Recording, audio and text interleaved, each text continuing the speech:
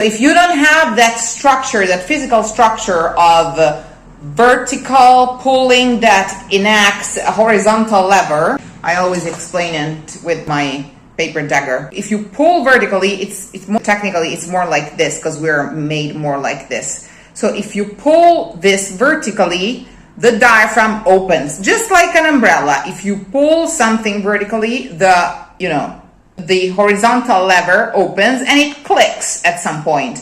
And then when you feel that you have that clicking, that means that you are solid enough and that you will not go lay the weight on your pharynx, larynx, tongue, and so on. This is your head, this is your diaphragm. And let's say, this is the end of your spine, although it's not perfectly proportioned. So you will feel that the more you go towards the high notes and the overtones, the point of lever will go down, down, down, down, down. Of course, in order for that point of lever to go down, you have to keep the cord very well stretched. If this was your guitar, to reach the high notes, you will go the pressure increases, so your handling of the instrument changes towards the highest notes. It's the same. When we're going high, we'll go, okay? Something like that. I like that image. That helps. We are structured, I don't think the human mind could have ever been able to come up with the structure of a stringed instrument or of a chord instrument if we weren't structured that way. It had to be somewhere to come out. So, yeah. I am about to begin the last session before I take a 2-week vacation.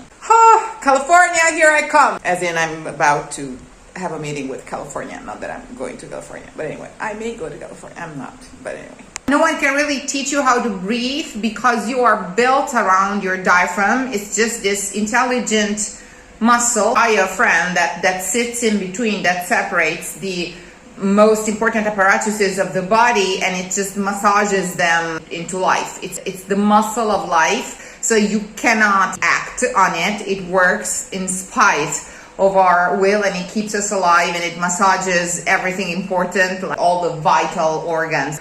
The best you can do when you're singing is to sort of mimic death by keeping it as still as possible. And in order to do that, you have to have a posture that makes us sit as open as possible. When the diaphragm is contracted, it'll open. It's like an umbrella. When it's not contracted, the lungs are empty because they are sponges at a self-regulated pressure, and they're basically meant to be empty. If it wasn't for the diaphragm that by expanding sucks the air in, and at the same time it massages the peristalsis and the liver and the kidneys that are like down there, and the heart. Okay, so when the diaphragm contracts, that's our willpower to live. It goes flat, it goes pop, and the lungs will spontaneously fill themselves of how much it is necessary to keep you alive. But in singing, air is not so vital. What is essential in singing is to control that the diaphragm doesn't fall back into its relaxed shape quickly, or you will lose the posture and you will lose breath and you will lose everything that you need in order to preserve your singing status quo. Singing is about the preservation of a still status quo in order not to bother the throat and the phonation. That takes a good posture in the beginning. I have explained a lot of this stuff in a recent video that is called the 3 cross exercises, like cross as in Jesus, because I think it's other than the narration, of course, and the religious aspect. I think it is an icon containing a technique of somehow vocal manifestation. And so this diaphragm, which is very, very expanded with the abdomen that is completely sucked in, that's basically the contracted position that you keep, and you try to keep the apnea as much as possible, because you don't really need air to sing. You need air to be alive. You need air to keep your muscles and brain oxygenated, and that's one story.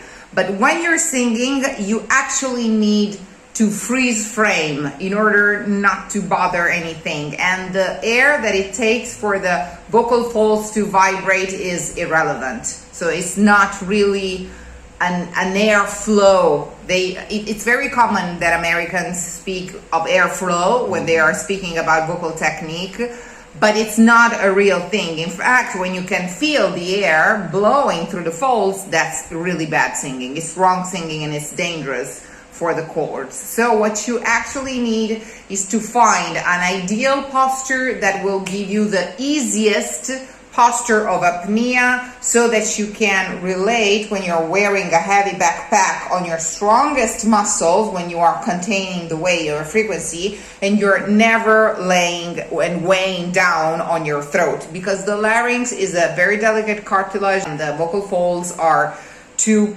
folds of the inner membrane of this very delicate cartilage. It's all stuffed here. It's not meant to be used.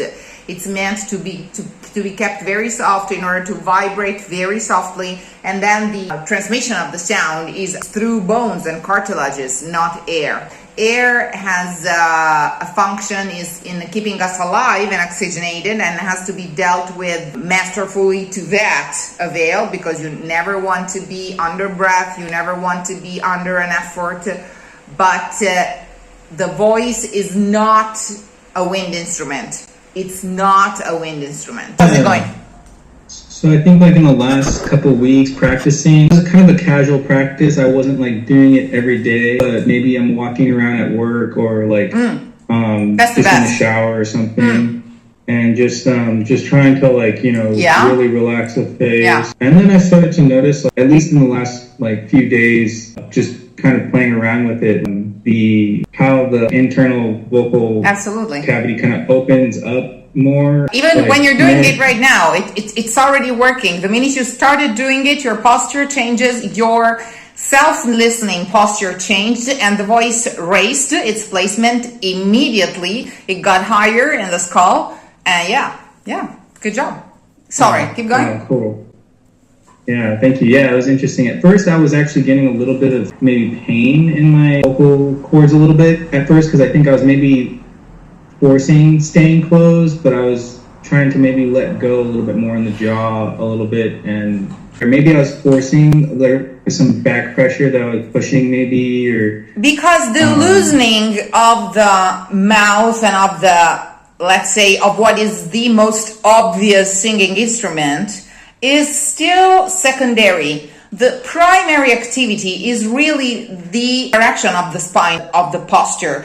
And that pulling, that vertical pulling, provides an immediate reaction of a horizontal flattening of the diaphragm. What I call the cross, because it's really like the system of the cross. So it's the vertical pulling that opens up the diaphragm and the rib cage horizontally, and that's what works. So the relaxment of the tongue jaw, the drowsiness of the tongue jaw must be a result of this extreme posture, because only if it's a result of that posture, so if the posture is solid, when singing, you will go lay all the way you need to lay, the frequential way you need to lay on the muscles that are at the same time sustaining your posture. So if you don't have that structure, that physical structure of vertical pulling that enacts a horizontal lever, I always explain it with my paper dagger. If you pull vertically, it's more technically, it's more like this, because we're made more like this. So if you pull this vertically, the diaphragm opens, just like an umbrella. If you pull something vertically, the horizontal lever opens and it clicks at some point.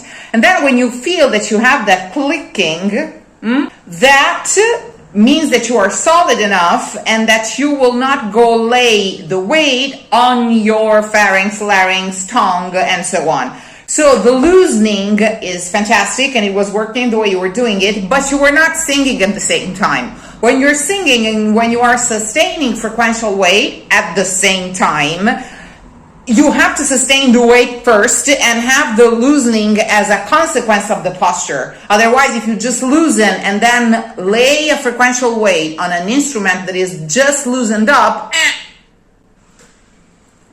You see what I'm saying?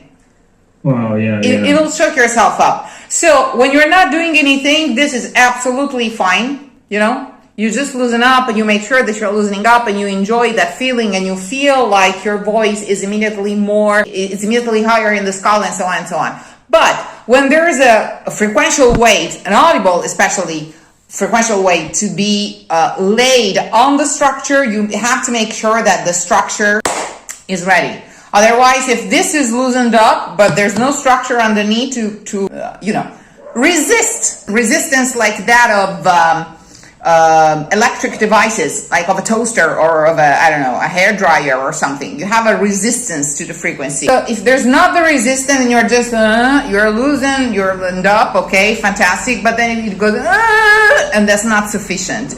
You need to be resistant to the frequency, ready for the frequency, then you can loosen up and hold the frequency at the same time, and so on. Right? Is that clear? Yeah, that makes sense. Okay. It's an aligning of elements. You have to take care of the counterweight of the frequency, which is given by the correct posture. Of the loosening of the instrument and of the fact that the diction is not in your mouth, that you are not mouthing the diction, because it's not what we want. It's not the linguistic component that singing needs. And then you have to make sure through the maintenance of these two parameters that these two drawers in the chest of drawers never actually meet, that they are aligned, that they are in eclipse somehow, but they don't crash, they don't merge one with another. Which is why we need three phases in the vocalizzo. Ready, steady, go. Ready, I counterweight, I hear the frequency, I match the color of the frequency. What is outside must match what is inside, so I try to match the color of the frequency I hear, whatever. When I have a feeling that the color inside is absolutely melted with the color outside, then I stop, I weigh that frequency, I find the best posture, and that's the ready. I hear it, I counterweigh it. Sorry, someone is going crazy outside my window. Let me close the window. It's called Sunday in southern Italy. So, ready, frequency, talk. Ready is when the waiter, with his tray in his hands, checks out the dish, the plate that is about to be laid on the tray. So ready is let me get ready for the pasta, for the, steak that is coming, for the coffee, whatever. So ready, talk. Steady is let me economize that posture, keeping what I have to hold steadily and solidly, but by economizing, getting rid of all the unnecessary tension. Because when you breathe, the breathing is kind of a trauma for singing. When you breathe in the ready phase, you breathe and prepare, tuck, you somehow do something. And the steady phase, like for athletes, ready, steady. You gather the energy, steady, puff, you relax, so that the sprint happens not on the contraction of the kneeling, but on a relaxed muscle that sprints much further than a contracted muscle. So the ready is for the caliber. Once you have calibrated, steady, tuck. You let go of all unnecessary tensions in order to sprint better, and go really just let go of the sound. Like in archery, you just let go of the arrow without messing up with the pole that you've already decided and set way before the arrow leaves the arch. Same thing. So basically the third phase is really not the time to listen to yourself, but the time to already be aware of what's coming next. So ready, steady, it's gone and I prepare. Ready, steady, it's gone and I prepare. Ready, steady, it's gone. Okay? So don't stick to the sound, because if you start listening post-mortem, the way I say it in a very gothic way, you start listening to a posthumous sound, it'll start to decay, you will start to relate to the intonation that comes out of you, and instead of that fresh right off the keyboard, the most fresh memory that you have of the intonation in your head. So don't waste time on self-listening. Ready, steady, let go. More than go, it's let go, and manage to be ready in time. Okay? This is the weight of the baby. You're holding it without squeezing it, without dropping it. Steady. It falls asleep. She falls asleep. When it's asleep, diction. Tricky because you are doing two tasks at a time and you have to keep them separate. You have to think of a melody in your right brain. You have to counterweight the weight, the frequential weight of that melody in order for it not to be dropped, not to be too feeble, or not to be squeezed and pushed. And then you have to speak on it. That's three things at a time. So the only difficulty of the vocalizzo, but it's exactly the very reason why we do the vocalizzi, is to train this independence, because it looks like we're doing one thing, but it's not.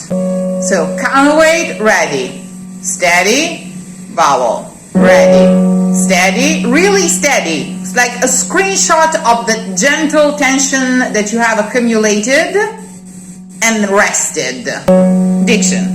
One vowel, one digit on the vowel keyboard for every note.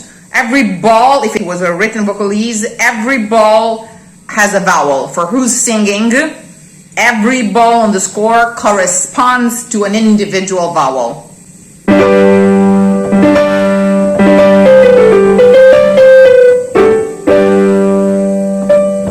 Very interesting analogy. The electricity runs in the wires in the house at all times. When you turn on the light, you just click on a switch that diverts the electricity in the light bulb or in the, I don't know, device and so on. When you don't get ready, it's as if every time you want to turn the light on, you have to call the company to come and give you power from scratch. Yeah. In the ready phase, you already have the electricity at the right voltage running in your body. We don't hear it, you do. The vowel is the switch, the revelator, but it's just a revelator. It diverts the power that's already been accumulated and counterweighted to whomever is listening, you yourself or the audience. But the electricity is running in the wires at the right voltage before anybody can see anything. When you feel like you have it, do a couple of simulations, make sure that the vowel doesn't go anywhere, doesn't change, doesn't mess up anything, and go for it. When you hear a note, okay, when your brain translates it into a frequency, okay, but right in the moment, even before that, when your vestibule reacts, because the ear is the center of the balance as well, when it reacts to the frequency, you have a physical reaction to the... Here you say when the vestibule... Exactly. reacts. You have a physical reaction to the frequency. You literally have to counterbalance the frequency. You know that the ear is the center of balance as well, other than of hearing. And hearing is a way to stay balanced in a way. So when the waves hit your eardrum and your vestibule especially, you have an instinctive reaction of stability to that wave that's coming at you, which is a physical thing, although we don't see it. It's as if a wind was coming at you and you have to adjust your posture in order not to be knocked over, or if a wave was laid. So that's instinctive. Your body will do it in any case. So trust that memory of the frequency you have once the process has been made and you can actually hear the sound because your brain has translated the wave that's coming at you into a sound. But even before, trust your instinctive counterweight to the reality that is coming at you, and you have to match it. Ooh.